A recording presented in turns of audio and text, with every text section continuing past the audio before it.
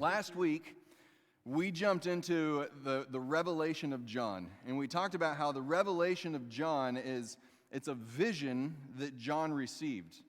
A vision is he was in exile on an island called Patmos, being persecuted for his beliefs, being persecuted for spreading the gospel, for spreading the good news. Because of that, everything that he had was stripped away.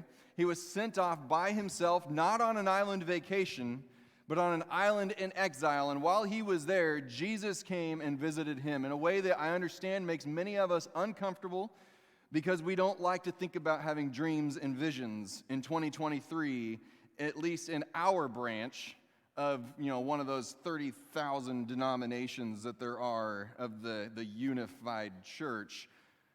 We get uncomfortable with that part. And yes, that was a very sarcastic comment about the unified church and our 30,000 denominations, in case you were missing that part. But John receives this revelation, and the revelation is for certain people, but it's also for us today. And so we started jumping into this, and I know that Revelation is a very controversial book in the Bible. It's something that a lot of people disagree on, especially everything that comes after chapter 3, and even the stuff in the first 3 chapters we struggle with. There's a lot of stuff in it. There's a lot of visual things that are put out to us that the discussion is this literal? Is this figurative? How much of this is exactly written down as it's going to happen? And I told you last week, we're not really talking about all that stuff from chapter 4 on. Not because it doesn't matter, not because we don't care, but because we're focusing on what he wrote to those churches in Asia Minor, modern-day Turkey, and what he said to us as he was writing to those churches. We also talked about how when you receive a letter in the mail, we check the sender. We check to see who it's from, and as we're looking at these letters, we need to remind ourselves that these letters are from Jesus.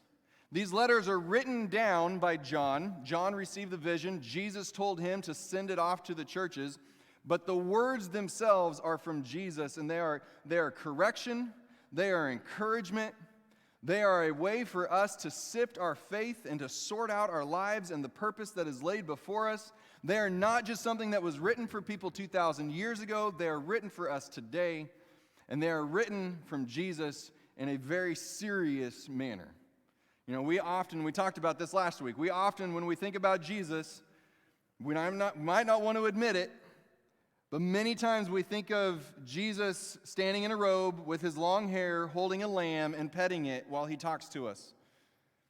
Gentle Jesus. Gentle Jesus who wouldn't dare say anything that might cause us some discomfort. And that is a part of who Jesus is. But when Jesus reveals himself in Revelation, I believe that he reveals himself in the way that he does. And if you're not sure what that is, go back and reread Revelation chapter 1. Go watch last week's message. I'm not going to preach that whole thing all over again. But he presents himself in a way that says, take what I'm about to say very seriously. I don't want you to miss this.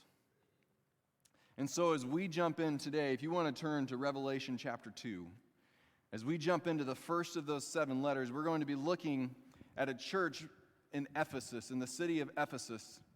The sender on the envelope is still Jesus, but the primary recipient is the church in Ephesus, a city where, as you would walk through it, you would see one of those temples to Domitian that we talked about last week, the Roman emperor, where you were supposed to go in and you were supposed to worship the emperor as if he were a god, not going to be a god when he dies, but a god right now.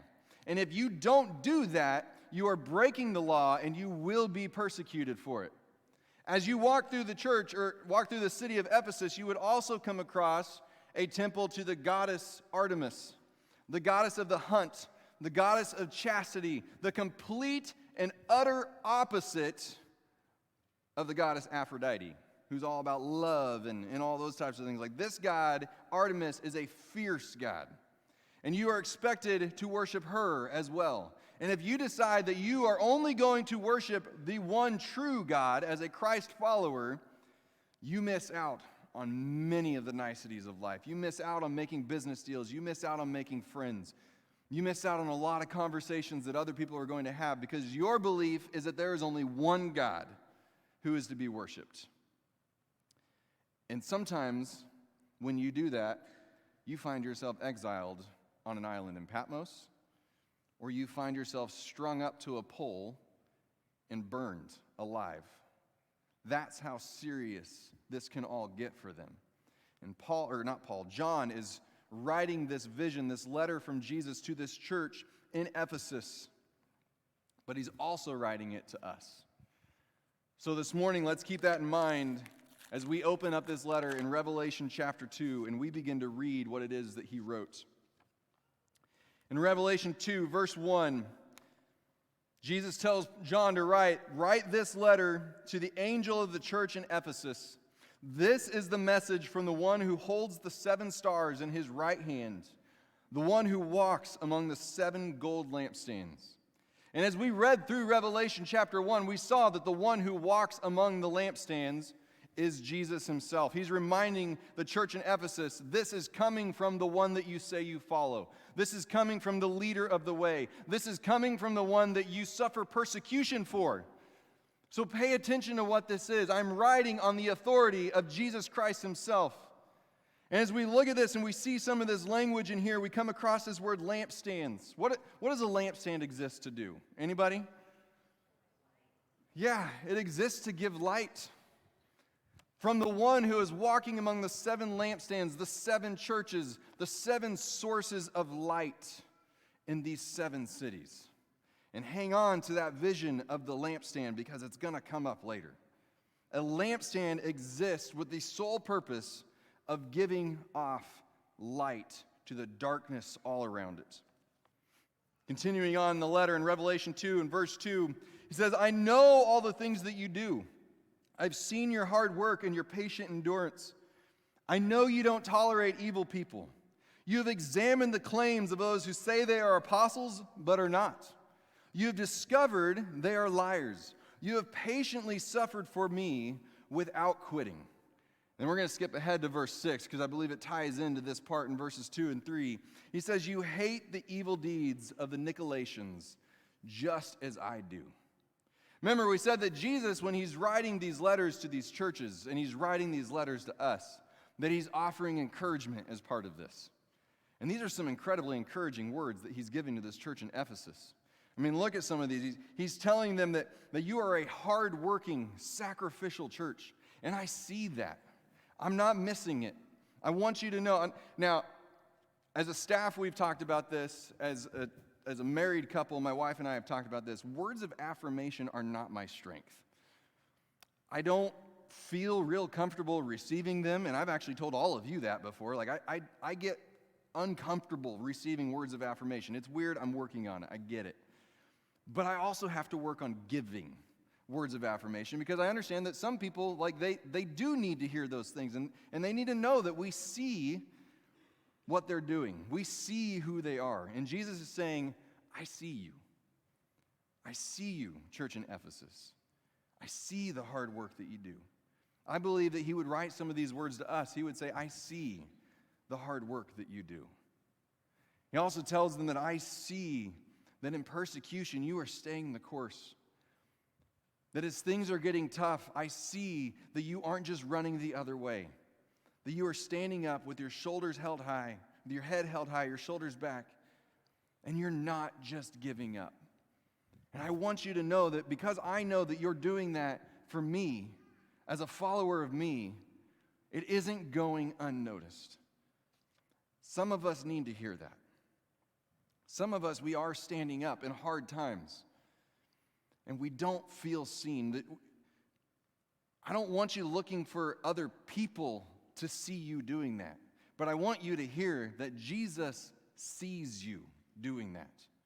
We're not going for the glory of others. We're going for him and following him, and he says, I see you. Don't give up. I'm here with you.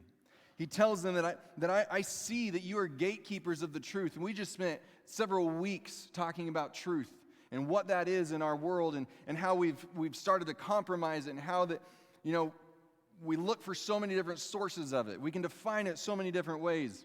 And he looks at this church and he says, Church in Ephesus, I see that you aren't being blown about by the winds and the waves whenever they come along, that you don't just listen to everybody who comes in and they say something that kind of tickles your ears and it feels good, and you're like, oh yeah, I want to believe that. Like that feels like a good thing to believe. Like, no, I see that you are sitting there and you are weighing what it is that you're hearing. Just like I hope every single Sunday morning, I hope that we've built up some trust over the past 3 years, but I still, even with that trust, I hope that you are weighing every word that you are hearing. That you are testing it to the Scriptures. You are testing it with the Spirit and saying, is this true? He's looking at this church in Ephesus and he's saying, I see that you are gatekeepers of truth.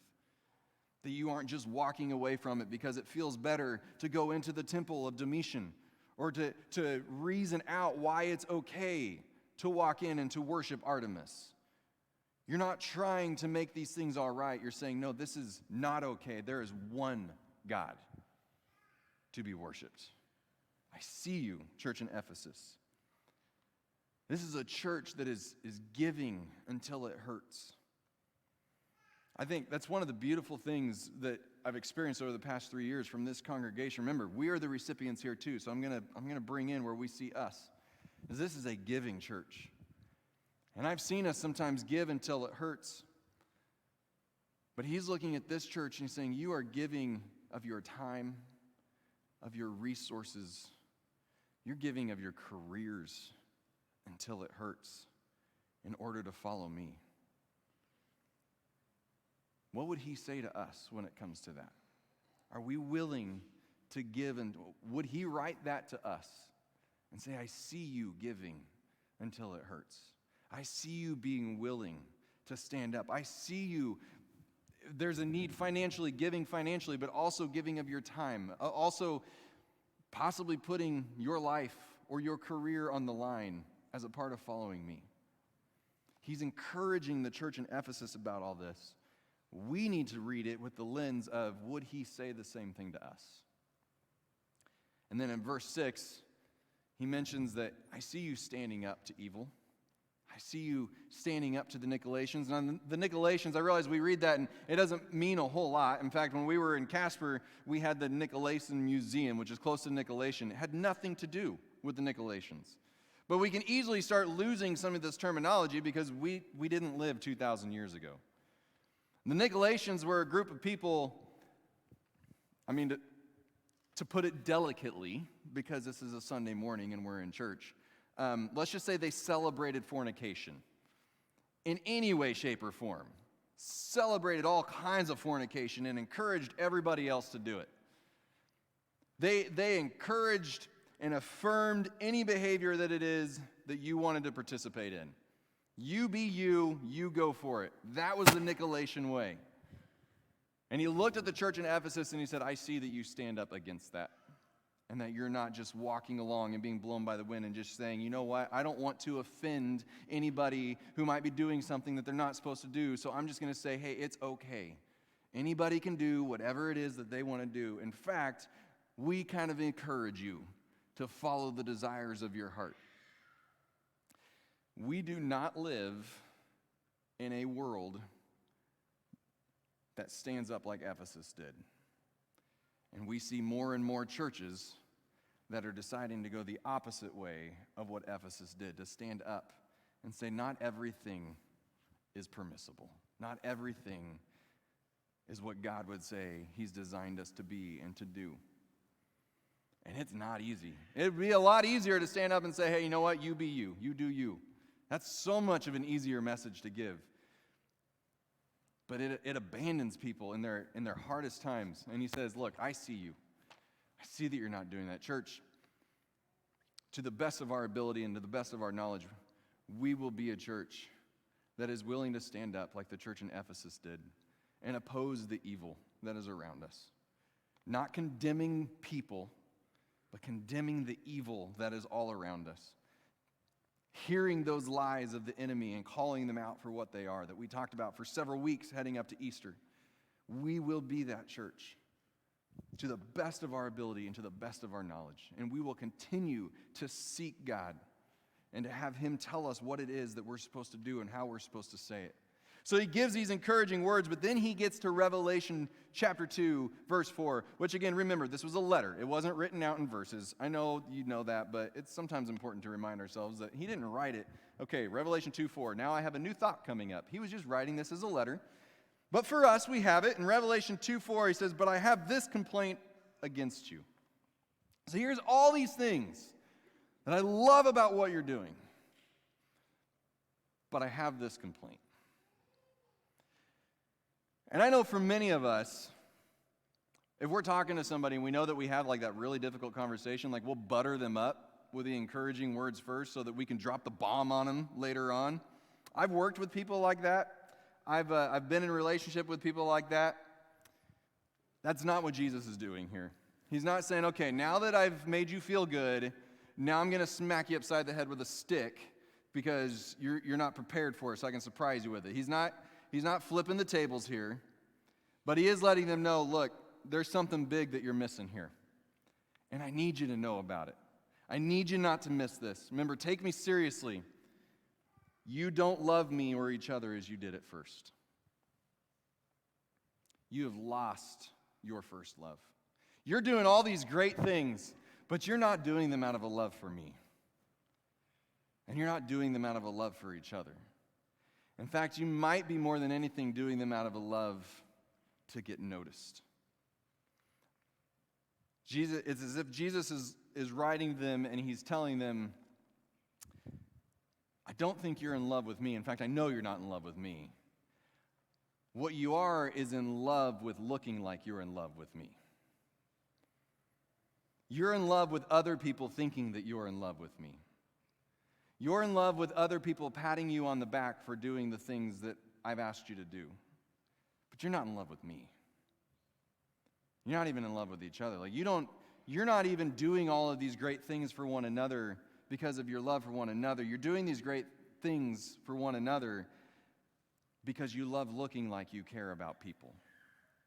And you love looking like you love people. And you love the attention that you get when you're willing to stand up and oppose evil. But you don't love me. You have lost that first love that you had. Paul had written a letter to the church in Ephesus years before, and he had actually told them in his letter to the church in Ephesus something that they had fallen in love with about Jesus. He said in Ephesians 2:8, for it is by grace that you have been saved by faith, not by yourselves, but the gift of God. And they fell in love with that sacrifice that Jesus made for them. They fell in love with somebody that they knew would give of himself that much for them, that would stand by them in the hardest times. They fell in love with his grace, but over the course of time, they forgot about that. And instead, they fell in love with the works of following him. And we can do the same thing. We can fall in love with other people thinking that we really love Jesus. We can fall in love with other people being so impressed by all of the things that we do for the church or all the things that we do for other individuals. And pastors, we're guilty of this too. We can fall in love with people thinking that we are so wise and we are so in tune with Jesus, all the while forgetting about Jesus himself. I'd like to put this to the test just a little bit. Some questions to ask yourself to see, is this me that Jesus is talking to here? Who or what do you spend most of your time thinking about? Who or what do you spend most of your time talking about? When people who have many conversations with you talk about you, now again, this isn't so that they'll recognize you, but when they talk about you, would they walk away thinking, man, that person is madly in love with Jesus? Or would they walk away thinking, that person is madly in love with baseball? That doesn't mean we don't talk about baseball or basketball or our jobs or art or whatever it is. We can have other things that we enjoy, but what would the person who spends the most time with you, what would they say is your biggest passion, your biggest area of love? And if it's not him, then perhaps you have lost or never had him as your first love. We don't like to admit it, but it can happen. If we've begun to say words like, well, I have to go to church this morning. It's Sunday, we have to be at church. Or is it it's Sunday, we get to be. Or it's well, I have to read my Bible today because I need to check off those boxes in the Bible reading plan. Or is it, I get to dig into the Word today.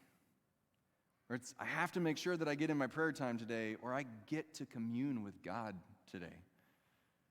What has your vernacular started to look like? Because it will reflect, if you're married in this room, and you begin to start talking about how I have to spend time with my wife today, I have to spend time with my husband today, I have to make sure that they understand that I still care about them, I have to do this, I have to do that. Or if you sit there and you go, I actually haven't really had a conversation with my spouse for weeks, would you define that as a healthy relationship?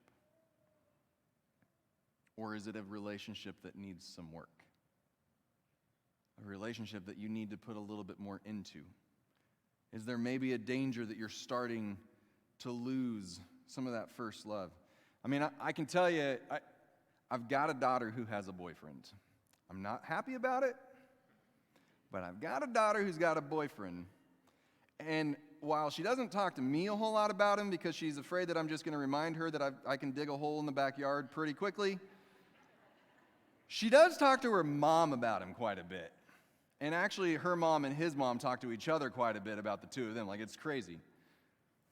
But I remember those days, and I've heard plenty of teenagers have those conversations where it's like they get into that new relationship, and everyone else around them is like, would you just shut up? Like, we get it. You're in a relationship. Good job. I'm so proud of you. That one day that Sarah and I broke up in college, my roommates knew that I was still in love with her and that we should just get back together because I wouldn't shut up talking about her all day long. But what happens when we start to lose that? Jesus is saying you've lost your first love. Maybe your temples and your love has gone somewhere else. John Mark Comer, I haven't quoted him for a while, so it's probably time for one of his. He says this, in our secular world, God's become non-spiritual. Money, sex, power, followers, flatter abs, anything that takes the place of God in your heart. Temples become malls and sports stadiums and Senate chambers. Worship becomes the sacrifice of money or time or your health or your family or your virginity or whatever it costs you to get what you want out of life. Let me read through that one more time. In our secular world, gods become non-spiritual. Back then, very spiritual. Today, gods become non-spiritual. Money, sex, power, followers, flatter abs, anything that takes the place of God in your heart. Temples, while they walked past Domitian's temple and Artemis's temple, we walk into malls and sports stadiums and Senate chambers. Worship becomes the sacrifice of money or time or your health or your family or your virginity or whatever it costs you to get what you want out of life. I would ask you to ask yourself, like Paul, when people look at you, do they find you out of your mind for Jesus? Or do you have to make sure that you remind them that you actually care about Jesus? Because they never see it in you. If you have to continually remind people that you love Jesus, then perhaps you've lost the first love because they don't just see it flowing out of you. He continues on, though. In Revelation 2, verse 5, in this letter, he writes, "Look how far you have fallen. Turn back to me and do the works you did at first.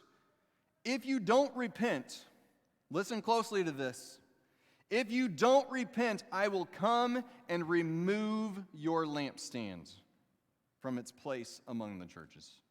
On an individual level, our lampstand can be removed. And on a church level, our lampstand can be removed. It is so easy to look and say, but I do all this good stuff. And he says, but if the love isn't there, I'm going to take away your light. I'm going to take away your influence. It's all going to be gone. You're going to be just another big, giant building sitting on a corner in the middle of nowhere. And people will drive by and be like, hey, remember back in history when churches mattered? Remember back in history when church people had influence in life? Thank God that doesn't happen anymore. Of course, they won't really be thanking God. But thank God that doesn't happen anymore. Because he will remove it from us. I think we many times convince ourselves, God, if we're doing these things, God would never take this away. He's saying, if your heart isn't where it's supposed to be, if your heart isn't loving me, I'm going to remove it from you. You will be lost to the darkness in the darkness. It'll exist no more. If you worship money and you have a lot of money, it's very possible that you're convinced that God is blessing you. And maybe he is. Well, not if you worship it. I should say, if you have a lot, maybe he is blessing you. But it's also possible that if your heart isn't truly pursuing God and your love isn't for him, that there's a completely different spirit that's giving you that money. And it's not coming from God. And Jesus is warning us there will be a price to pay for that. We might say it's harsh, but think of any relationship that you've ever been in or seen. If somebody starts walking away from the other person in the relationship, there is a consequence for walking away from the other person in the relationship. Very few people will sit there and say, no, it's fine. It's okay. I don't need you to actually love me. It's fine. But Jesus doesn't stop there. In 2 verse 7, it says, anyone with ears to hear must listen to the Spirit and understand what he is saying to the churches. To everyone who is victorious, I will give fruit from the tree of life in the paradise of God. Every letter ends with this, he who has an ear, let him hear. There is hope in this message sent out. He is telling this church in Ephesus, hey, you've lost your first love, but it's not all over. They would have known of a story written early on in Scripture that we call the book of Hosea, where God calls Hosea to go out and to marry this promiscuous woman, and he marries this woman, and then she goes out and she prostitutes herself back out. And God tells Hosea, go, run after her, pay off all of her debts, and bring her back into your home. And Jesus is telling us, you've lost your first love. You have fallen out of love with me. You have fallen out of love with each other, but I'm going to pursue you anyway. I'm not going to give up on you. I'm inviting you back. I still love you. I'm inviting you back into this relationship with me. I've not given up on it. But we have a part to play in that. Will we be willing to give him our time? If you want to fix a marriage, if you want to fix a relationship, whether it's a friendship, whether it's a marital relationship, it doesn't matter what kind it is. It's going to take time. You're going to have to spend time together. I was talking to one of my senior pastor friends recently, and he was telling me about a conversation he'd had with his congregation where he talked directly to the men. So men, I'm going to tell this to you as well. If your wife ever says, I want to go to marital counseling, your answer is, when are we going? Not, I don't think we need it. Not, I don't do counseling. Your answer is, when are we going? When would you like to schedule it? Because fixing issues in a relationship takes time. It takes intentional time. It takes humbling yourself. It takes doing things that you're uncomfortable with. It takes time with that person. If the other person is saying we need more time together, you give more time together. It also takes repentance. It takes admitting that I've walked away. It takes admitting that I've fallen out of love.